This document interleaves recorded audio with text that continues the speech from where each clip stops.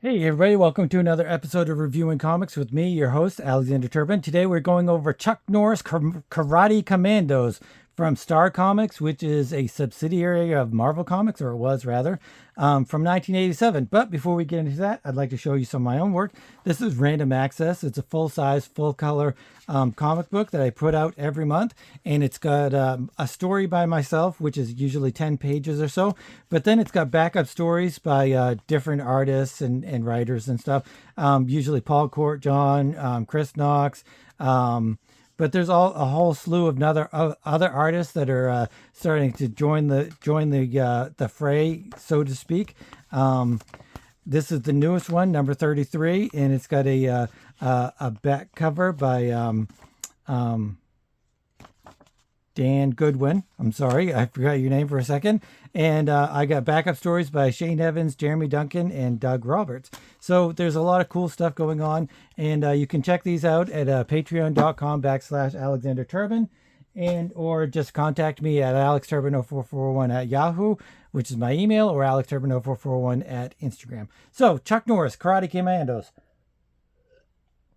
I love Chuck Norris. I love martial arts. And kung fu movies and all that stuff. I remember my first introduction to kung fu movies was this guy on HBO. I don't remember what movie it was. I really, even though I love all the kung fu movies, there's a lot that I don't know, other than like the Jackie Chan, Drunken Master, all those kind of things, because they're my favorites. So I actually remember the titles. But there's so many other kung fu movies that I just don't remember the titles. But this one, the dude was putting his hands deep into like a charcoal. I think it was supposed to be like a charcoal something, and he was like rah, rah, rah, like toughening up his hands, and then he went and did some like stuff and smashed up some boards and stuff, or some trees or whatever. But then there was somebody else that was like staring deep into the sun, and he was like exercising his eyes. So then he went into a room and he would blink, and the candles that were in the room would like go out. So that's awesomeness. And Chuck Norris, I loved from the very beginning. I loved A Force of One, The Octagon. Octagon was probably my favorite. Lone Wolf McQuade, just every Chuck Norris movie out there, I love. I just, he had a way about him, a confidence, and also blending Western and Eastern kind of martial arts and cultures and everything like that. So I love Chuck Norris. And then fast forward to nowadays. Now Chuck Norris is a little bit of a joke, and you can all of these jokes by like when Chuck Norris gets thrown, goes into the river. Chuck Norris doesn't get wet; the river gets chucked. That kind of thing, and they're just kind of bizarre. And somebody asked him about that, and he said, "Yeah, most of those aren't true, and all of them are super crazy, but." That's just, I love his sense of humor. I love, I just love Chuck Norris. He's awesome.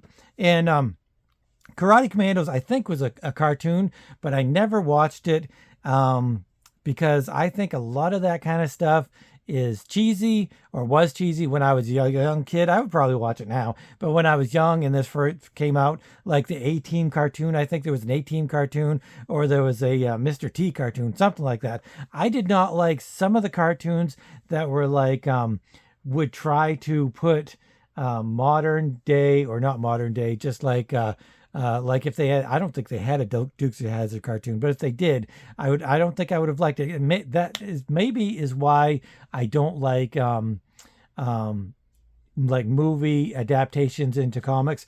I feel like they're not canon, so I really am not really into it. But anyway, let's get into the Chuck Norris and the Karate Kammandos.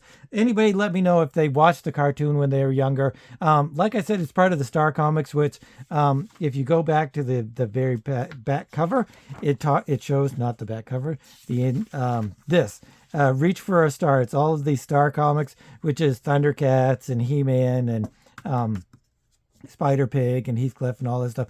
All of these, I think these are all, except for Spider Pig, non-Marvel related characters and stuff. So I think that that was really the Star brand was either cartoons or just things that were like not Marvel created or related. So this is 1987, and one of the fantastic things is that it's written by Joe Duffy, but penciler is Steve Ditko. Yes, the same guy that created Spider-Man, and who else did he create? I'm not entirely sure. But Steve Ditko, Doctor Strange. I'm pretty sure he created Doctor Strange with Stan Lee. And like all of you probably know, my stance on Stan Lee, I believe Stan Lee created 10% of the characters. I think he may have created 10% of the X-Men, 10% of the Avengers, 10% of any of the Marvel characters that he had a hand in. I think he only garners 10% of the credit, which it's not a lot, doesn't seem like a lot, doesn't feel like a lot, but it's also if I created 10% of any of these characters, I would just be so flabbergastedly happy. So, it's anybody that loves Stan Lee, and I don't know are you guys divided? Let me know. Are you guys divided on Stan Lee? I feel like as artists, and most of the people that watch this channel are artists. But even if you're not, if you're just into the comic books and stuff, are you on the Stan Lee bandwagon of just thinking he's the holy grail? Or are you a little bit more like me and Alan Moore and some of the other people that just think he had kind of a minimal impact on the comic book characters that he created? Alan Moore gives him even less credit. He's like he was the jockstrap of Jack Kirby and Steve Ditko. But I think he probably did a little bit more than that. He did script the things, and as much as I'm not a big fan of Stan Lee scripting, it is part of the character and creation of these characters. So let's jump into this. It's great because all of these jokes that you have about Chuck Norris nowadays, he's walking down a pier and they say, "Whoa, he sure looks tough. I wonder where he came from." And then, "Stop looking at that ruffian, or he may think you're trying to start something." Oh. So even then, back in 1987, Chuck Norris had a reputation for being super tough, being unbeatable, being able to defeat anybody. And so that's kind of where the jokes evolved to. And I love the jokes, even though they're kind of making fun of Chuck Norris. Chuck Norris doesn't care. He makes fun of himself as well. And anybody who is sure and confident in themselves, they can do the same thing. That is one of the things that as you know, in The Office, when he starts getting roasted, Michael Scott gets roasted, and he really takes it personally and he really hates it, that was a fantastic episode. But anyway, he's just walking down the pier, and all of these people are like, "Oh, he's such a ruffian," and even the wife is kind of like, "Oh, blah blah blah." Do all the sailors around here look like him? Nah, only the really tough ones. And this is I can't remember what his name is. They say it later on, but I'm pretty sure he was supposed to be like a Indiana Jones and the Temple of Doom. What's his name? Fat something.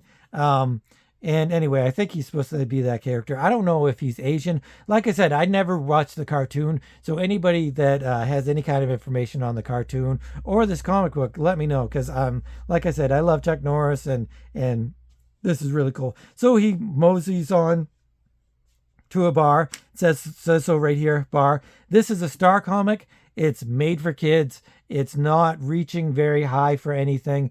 Story-wise, it's not like going to be very intricate or complex or deep or anything. And I think Steve Ditko recognizes that he doesn't really put a lot of detail into his work. He's not putting shading, shadowing, and all of this kind of stuff. He's not using any of the real heavy-duty techniques. I feel like this is kind of just a paycheck for him. Maybe I'm wrong. Maybe he loved Chuck Norris too. So he goes into the bar. He asks everybody if anybody's seen, let's see, where does he say? We're talking about the new Banana 7000 computer prototype. So he's talking about a computer, and he wants to know where he can offload it because he's got a hot one. He's got one that's stolen. And one of them is like, "Now I know you're full of it. That hasn't even been stolen yet." Oh, so Chuck Norris has tricked him. He's tricked them into telling him that they know something, but it kind of doesn't make a lot of sense because they actually don't. So one of them smashes a beer bottle, and they're going to attack Chuck Norris, which is their detriment because he just whoops them very easily. Uses a back elbow, uses a high kick, uses a side kick, disarms one of them from their knife. But I don't really see one of them having a knife. Does somebody have a knife in any of them? No, he just, he brandishes a knife. I guess he stole it off of somebody. That's what is, one of the fantastic things about writing for children and, being a child.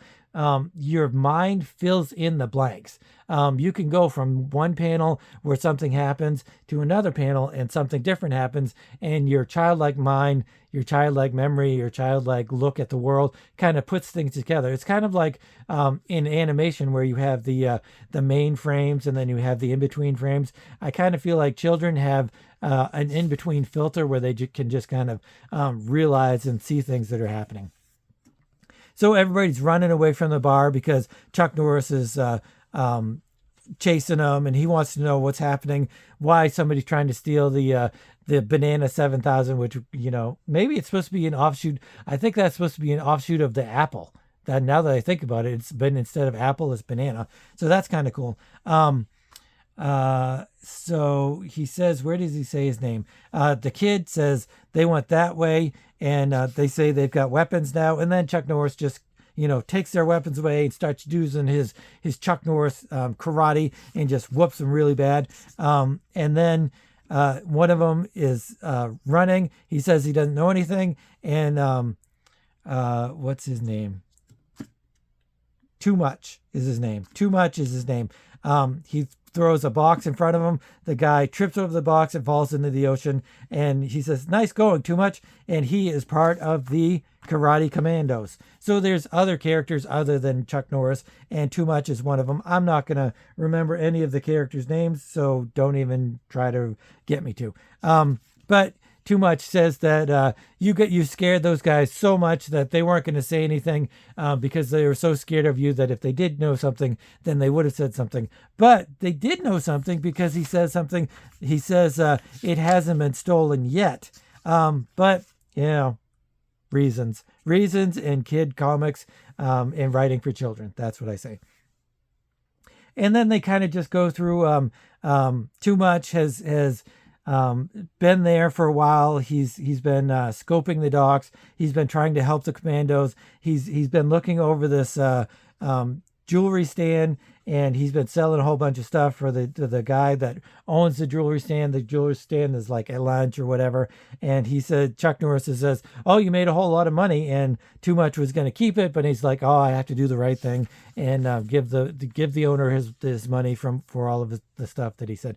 And then they're talking about, and he's saying the ethical thing and the good thing. So that's really a big part of Chuck Norris and the Karate Kammandos, just like the Justice League and they're always doing the right thing and stuff like that. There's always a moral, and they're trying to show kids good things. I kind of wish there was stuff like that in modern cartoons. I'm not sure if there is. Maybe there is in Nickelodeon, and anybody that does watch modern cartoons, let me know if that is any kind of thing. But then they're talking about the computer that's being protected back at the hotel by Wolf and the rest of the commandos, and this is obviously Wolf because he's a dog. And we've got Chemo.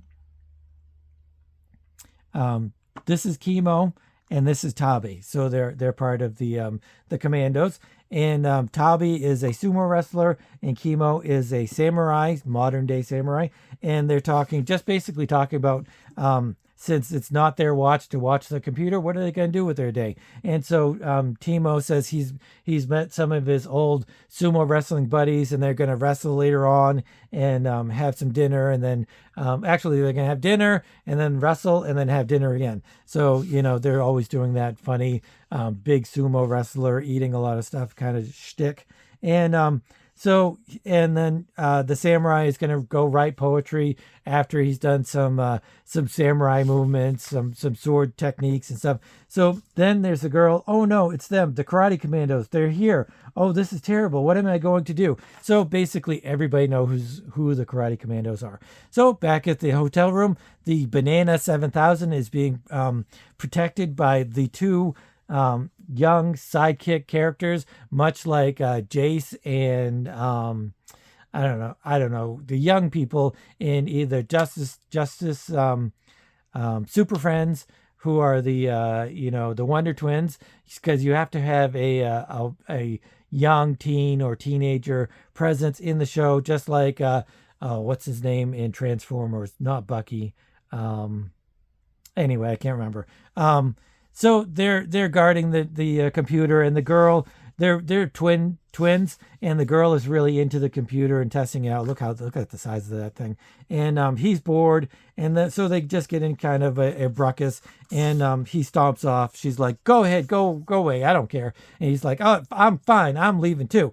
So he leaves and bumps into this girl who was, as we saw in the previous panel, previous page and panels.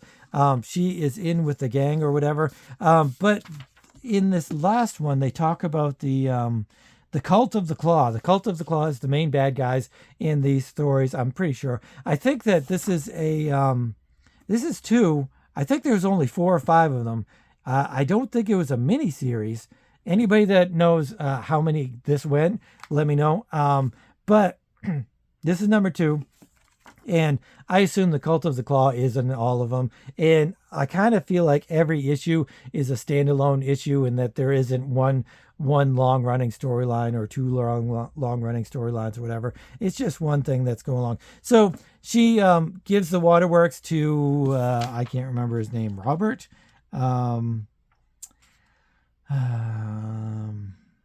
Reed is his name.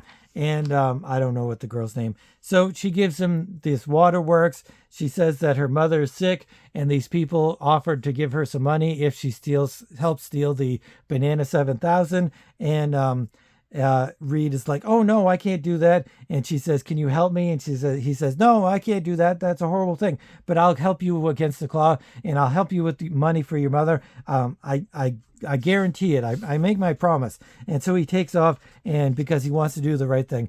And then back at the hotel room, Wolf here is scratching at the door, and she opens the door, and it's a white cat. Oh no, Wolf is going to attack the cat, blah, blah, blah, blah.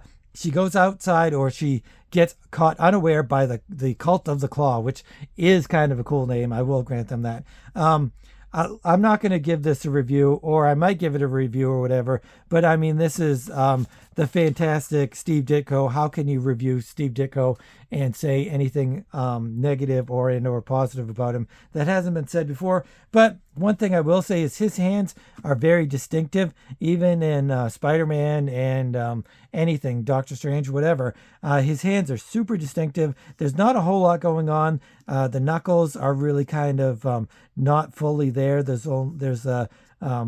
It's not really completely correct, but who cares? And they're a little big, but who cares? It's Steve Ditko, and he's the man. Who would I ever be to say anything negative about Steve Ditko?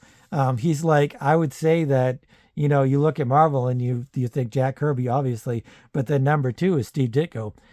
If anybody has anything to say against that, I encourage you to say so, because I mean, I just think that I don't know for sure. Anybody else that thinks some of the other artists that were in the bullpen or whatever might be number 2 after Jack Kirby, let me know. Maybe we can have a little debate about it.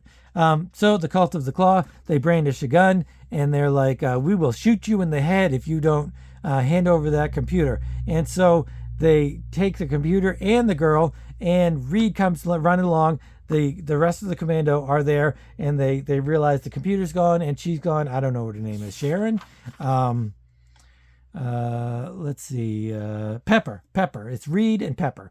So he's like, she said that they weren't going to do anything but take the computer. And they're like, what are you talking about, Reed? How come you know that stuff? And he does this head shaking thing, which is also part of my own repertoire. They do it again later on, or I thought they did it before, but they do this head shaking thing, like I said, which is part of my thing. I do that in a few of my comics anyway. And he says, there's this girl, and she was paid by the Cult of the Claw to take the computer, but she said that they were only there for the computer, and they weren't going to hurt anybody else.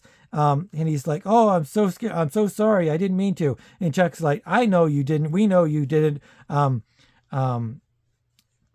do you know where to find this Margie?" And he says, "No, I guess maybe it was all an act. Maybe Margie's job was really just to keep me talking while her friends did their job.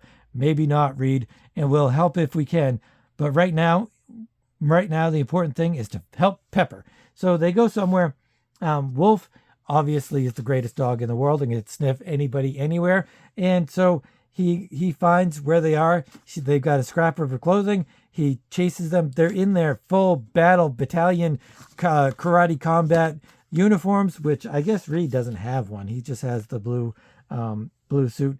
But we've got Chop. Is that his name? Too Hot. I think it was Too Hot.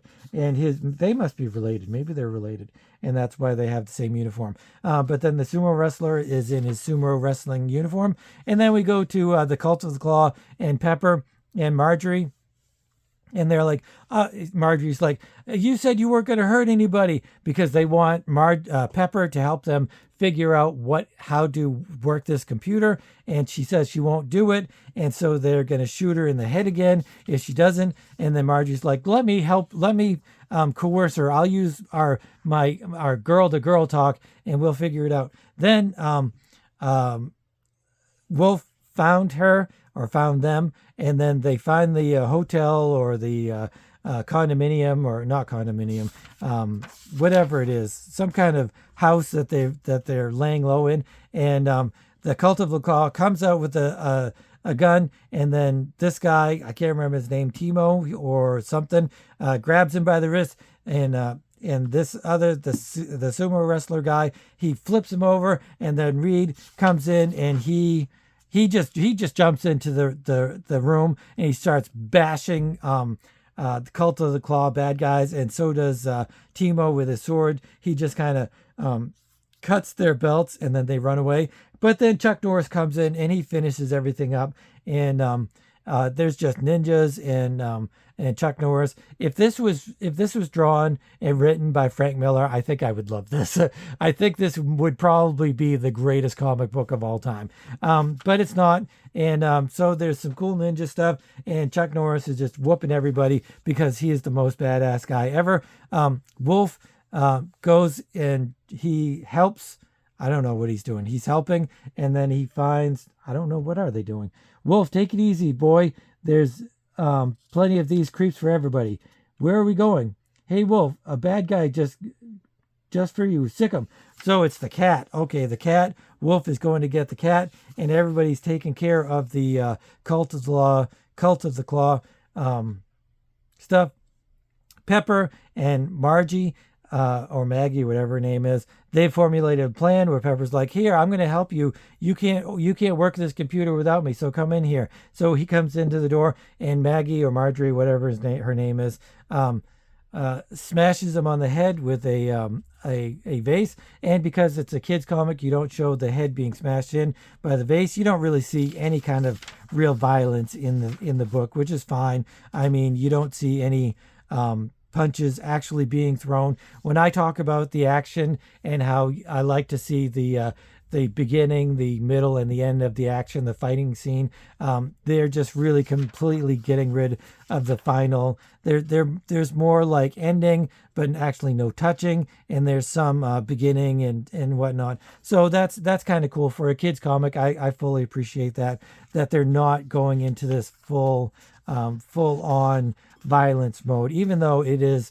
a karate comic book, and he's got a gun, and there's ninjas, and there's cults and stuff. So that's really kind of unusual. But Maggie or Margie, that's her name, not Marjorie or Maggie, it's Margie. She said, "I'm glad I decided to flip sides." And Reed says, "Me too." And so they have this little thing where it's a wolf barges in or something. It's the final page, which is comedic, just like in every cartoon, just like in Star Trek, where a lot of times the end scene will be a comedic little thing. And that's, I guess maybe it was Wolf jumping on top of the Cult of the Claw and the cat. Is this the cat? And I think it's the cat. So there you go. That's pretty much the end of it. It just kind of wraps up as all of these little comic books do. Like I said, it's Star Comics, so it's Marvel's Star Comics for kids. Different properties that aren't really the Marvel properties, I guess you would say. I'm wondering if Chuck Norris gets money for these, or got how much money and all of that stuff. That would be fascinating to see, to hear, or to know any of that stuff. So if anybody knows any of that stuff, please let me know, because I would really appreciate that. But here you go, Chuck Norris, Karate Kammandos. I'm going to give this, like I've said, obviously, in my previous reviews, I'm not going to judge something if it's not for me. This is for younger kids. I'm going to give it's Steve Ditko, Joe Duffy's writing. It's clear, it's concise. It's cartoony, it's cartoonish, it's a cartoon. I'm going to give this, I'm going to give it an 8. You know what? I'm going to give it an 8. If you like Chuck Norris, if you like Chuck Norris jokes, if you like remembering Chuck Norris as a star back in the 80s, then this is your kind of thing, I think. I really enjoyed reading it. As soon as I saw it, I grabbed it up for a review because I wanted to read it. And yeah, if I saw more Chuck Norris comics, probably not going to get them. But I might. I mean, it's a $10 comic. If you have this in really good condition, if you have it in mint, like this has some stuff on the cover, so it's not even very good. It's not even probably good. It might be good condition. So it's probably worth $1, which is what I paid for it. But if it's in mint condition, it's worth $10. If you have this like at a 9.8 or something, I saw it selling for $100. So they do go for some good money. But other than that, I wasn't really too much into it. I guess I did enjoy reading it. I didn't think it was horrible. No, it's not for me. So there's a whole lot of stuff going on. But like I said, I'm giving it an 8 because if you're aiming for a certain thing and you hit that certain thing, which I think they do, then you deserve a higher score than if you completely miss the mark or whatever. So I'm giving it an 8. I really kind of think it deserves that. So any Chuck Norris loving people, go out there and get yourself a copy of Chuck Norris Karate Kammandos. If you're new to the channel, usually I go over indie comics from the 70s, 80s, 90s, 2000s, every time. But I also go over Marvel, DC, anything unusual, unique, artistic, or anything that I might flash back to my childhood or anything like that. So this is the kind of stuff, anything's up and open for a review and just a deep dive into what it is. So thanks for watching. And like I said, if you're new, please consider subscribing, hitting the notification bell, giving me a thumbs up. And more than that, I love hearing comments. I would love to hear what you guys think about Chuck Norris. I asked my stepson how many Chuck Norris movies he's seen, and he's like 23 or 24, something like that. He said none. And I'm like, that is just a travesty. I think everybody should have seen at least one Chuck Norris movie and have a favorite. But that's just me. So I'm assuming that all you guys love Chuck Norris, and I'm assuming you've got a favorite Chuck Norris movie. So is it The Octagon? Is it A Force of One? What are some of the other ones? Some of the later ones, I'm not so sure are real Chuck Norris movies. But that is a whole nother discussion that I would love to have with you guys. So anyway, like I said, please leave a comment. I'd love to hear from you guys. And this is Wednesday, and I missed a day, so I'm going to do another one tomorrow, probably an actual reading of the Daredevil Born Again. But thanks for watching, and until then, as always, keep on creating.